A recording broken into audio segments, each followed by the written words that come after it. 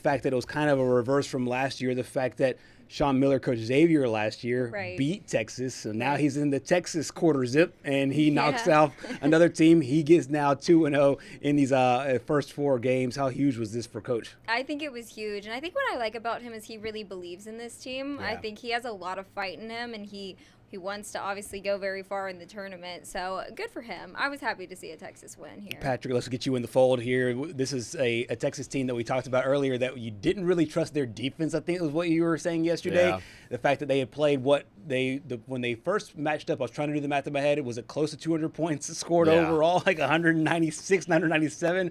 What'd you make of last night's performance? Well, I finally turned this game on after I stopped being angry about the United States losing. I did not watch the first half. We could talk about that later. You didn't miss much, though. No, you really didn't miss much. If you like pitching, you got a nice performance last night. But when I looked at the first half, I'm like, all right, what is this basketball game that I'm about to turn on right now? Because I thought for sure it would be like 50-45 at halftime. Right. Sean Miller would have just gone crazy on his defense about how bad that they played. We didn't deserve to be here.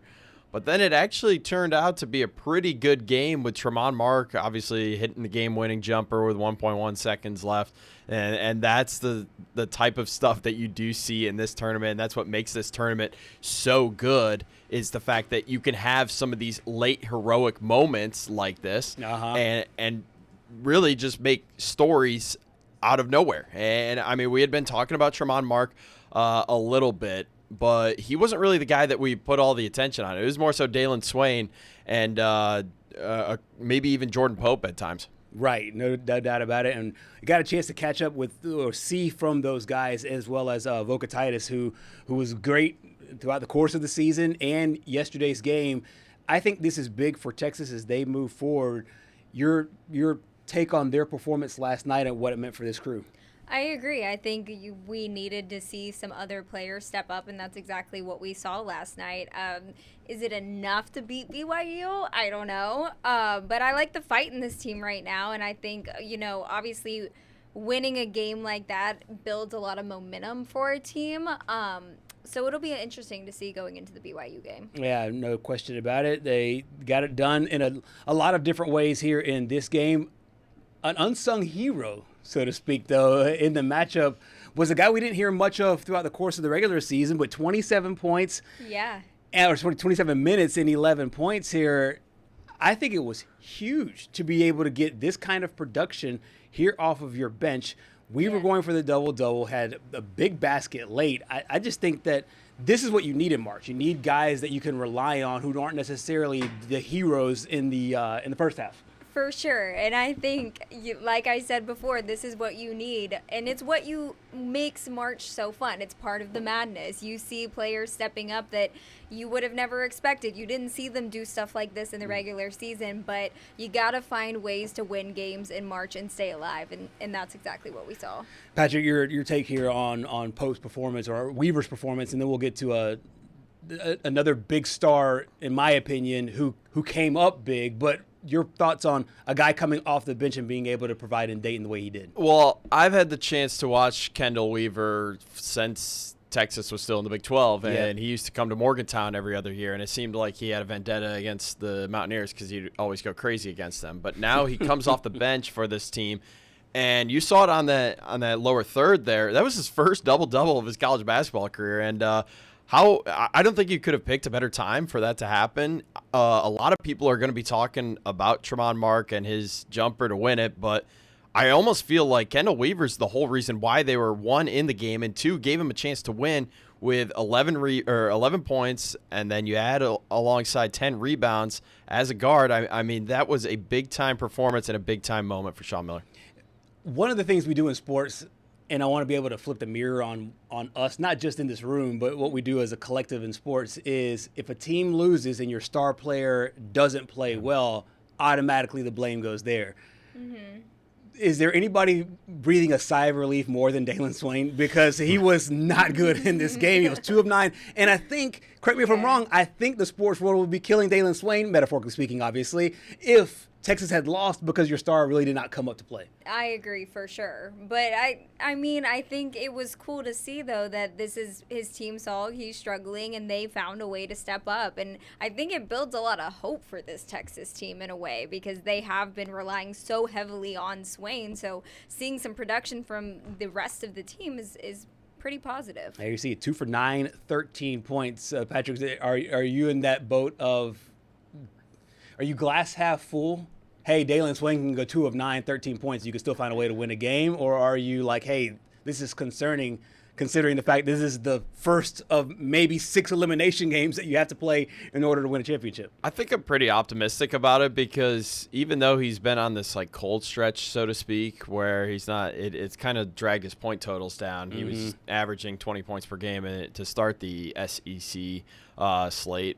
I'm not too worried at all, just because he is one of those guys where he's so good that it feels like at some point he's going to break out and he's going to have that 30-point performance. Right. And what better time to do it than in the NCAA tournament? And I almost feel like their next matchup, which we'll get into in a minute, might actually play into his favor because of some injury problems that BYU might be having. Final thing here on the lack of performance, so to speak, from the Texas players. We've heard this from Noah Gross the entire season about Jordan Pope. How this dude, it's a roller coaster. It's a 30-point game, a 20-point game, and maybe what he did, like, it's not like a 5-point game. Yeah. I'm kind of in the same boat as Patrick. I want to say, hey, look, if you can rely on other guys, this is actually a good thing, especially here in March. Right. And I will also say, because we're seeing that roller coaster, maybe because we were at the bottom, the next game he might be up here. You know what I mean? Like, I don't know. So it's due. No, I agree. Yeah. So you're going with the momentum comes back up before they play BYU. Correct. We'll talk about the BYU matchup in just a little bit, but first let's take it to NC State. Year number 1 under Coach Will Wade is now done, but he did not leave without a really weird statement in a lot of ways. He said this will be the worst team we have at NC State, which I guess you can say. Let me play the defense attorney. I for a see where second. he's coming from. The defense attorney says, "Hey, look, you're telling your fan base, hey, look, this was year 1, and this will be the worst that we have." Yeah. It's just hard to go back and look at your locker room and just be like, "Hey, guys, I know you took us to the NCAA tournament, but you're trash, and everything following you will be better." After you defended them all season, because I was still paying attention to NC State down the stretch, and he was defending his guys left and right, and then to come out with a statement, but I understand where he's coming from, because he wants the fan base to stay tuned. I know this wasn't really the end of the season that they wanted. Kind of faltered down the stretch, but he wants to send the message like, hey, you know, we're going to have a team next year that's going to be a top 5 seed.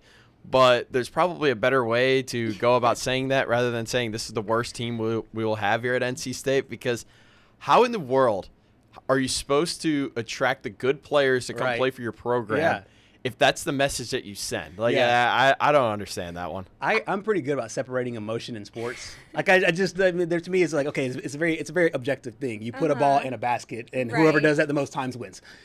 But how do you feel if you're an NC State player right now and you just heard your coach say this? Right. I just feel like there are a million better ways to state that.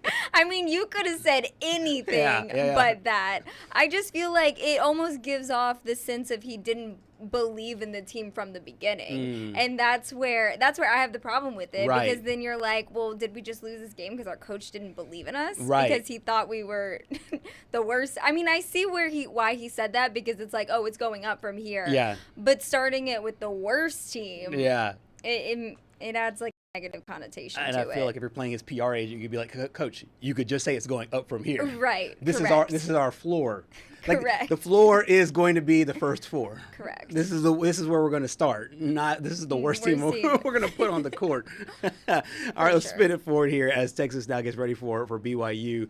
The player, maybe the individual player that I'm most excited about in this tournament will be AJ DeBonsa from BYU.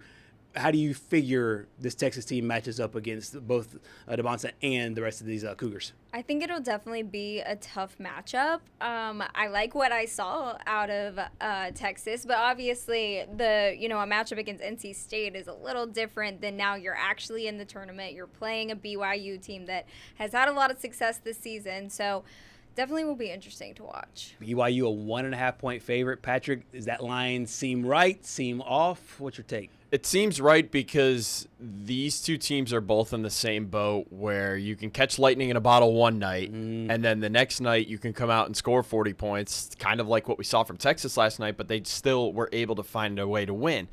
The thing that I noticed the most about this BYU team is ever since their star guard, Richie Saunders, went down with an ACL tear, he's out for the rest of the season. There's no question that he's going to come back. A.J. DeBonsa seems like he had to take basically the entire workload. Yeah. And he scored 40 points in the Big 12 opener in the tournament. And then he followed it up with 2 more 20-point performances, didn't end up getting it done. But it just makes you wonder if DeBonsa has an off night. We saw that against West Virginia a few weeks ago, and BYU only scored 46 points. So that's just something that I would keep an eye on. Of the 6-11 matchups that have first 4 implications, right, I think this is the one where an 11 seed could end up beating a 6 seed. All right, so judging these two superstars in this game, so to speak, do you expect a possible another dud from Dalen Swain?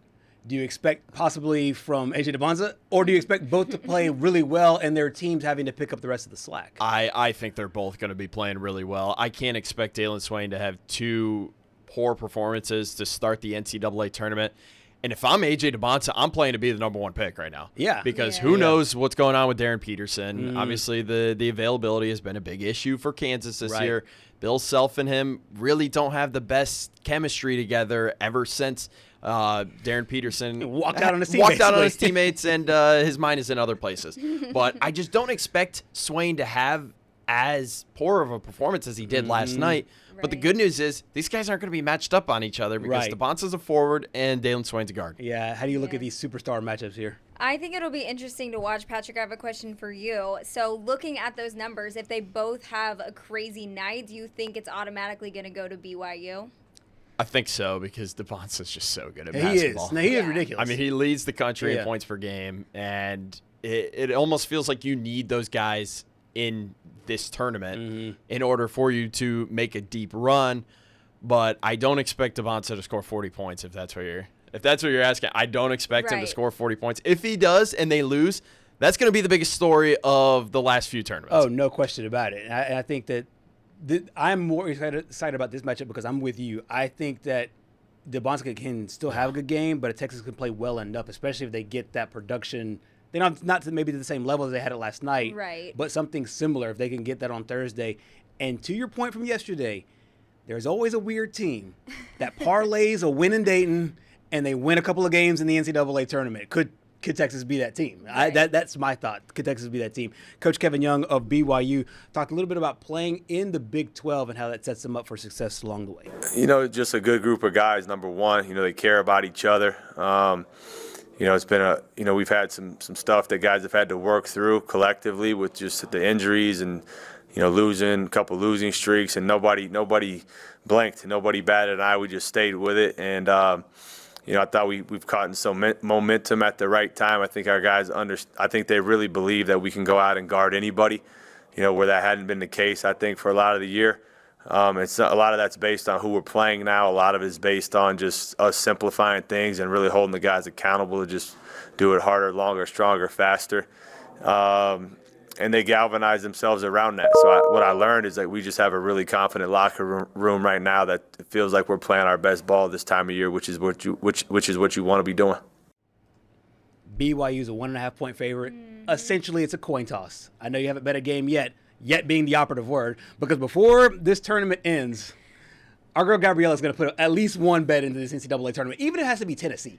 But yeah, well, I'll do that. It's going to happen. Just for context to our audience, I've worked in college athletics for the past 6 years, so you could not bet. That's true. It was against the rules. So now that I'm no longer working, it's Wild West out here. It's the Wild West, and these two are trying to get me on my betting game. Let the bets fly. All right, so hypothetically, if you had to put a bet on this game, who do you like here with a 1-point favorite? I think I just trust this BYU team a little more. Yeah. I think Texas has been so inconsistent. Their star player has been on that roller coaster. I'm going with BYU in this one. All right, Patrick. Well, I kind of teased it when I was talking about of the 11 seeds that played in the first 4 that have the most potential to knock off a 6 seed. I think it is this Texas team. I still feel really good about that pick. Sean Miller has challenged this team. I don't expect them to have another poor offensive performance as a whole. And I just cannot trust BYU enough without Richie Saunders and just putting the ball in the hands of AJ DeBonsa late in the game, because Texas, I know their defense is not good. Right. But when you can just pick out one guy to double team for an entire night, if they hold DeBonsa under 15 points, there is no reason why they shouldn't be winning that game. Let someone not named AJ DeBonsa beat you, and you can live with it. Yeah. If you can take away their best player and you still lose, that's fine. You can live with it. Someone else had a good night. I have Texas. I have them winning by 8 points. Okay. I don't hate that. I don't hate that. I had to go back to the bracket to check to see where they land. Yeah. I don't know how to quantify this, but travel has to be something interesting. You find out on Selection Sunday you're in Austin, Texas, that you're going to play in Dayton, Ohio. You go from Austin to Dayton, Ohio. You play a basketball game. Now they got to go all the way out to Portland. Yeah. Travel might be an issue here with this team. They got a rested BYU team that'll already be out west. Right. While I do agree with you, I do think there's a team that can, spin a first four win into a, maybe not a Final Four, but maybe a Sweet 16 or round of 32. I think that this might be asking a little too much for Texas. Okay. This cross-country traveling everywhere. So I'm going to go with BYU there as well. Leave it to Gerhard to bring up the geography. I literally thought I thought about that like halfway in. I was like, wait, from Dayton, where are they going? Because if they were going right. from, and I agree with you, just even having already played a game. Right. They're just, BYU has been rested. They're ready. They're prepared. They've been probably looking at Texas film for a while now. Oh, yeah. If I'm Dayton to Philly, I got Texas. Dayton to Portland, give me DeBonsa.